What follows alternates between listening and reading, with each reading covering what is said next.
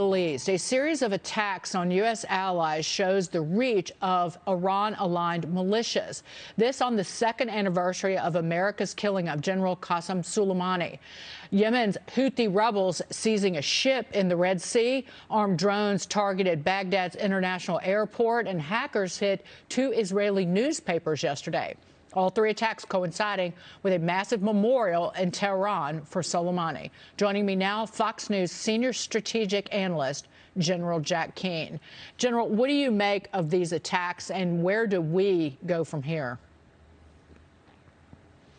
Well, first of all, I mean, clearly this is all about Qassem Soleimani and the iconic figure that he is inside Iran. I mean, when he was alive, he was likely the second most powerful leader in Iran, next to the supreme leader, and who he had a personal and professional relationship. He only had one boss, and that was the supreme leader. And he built the entire Iranian proxy infrastructure, which has been so successful in advancing their goals in the Middle East through multiple decades.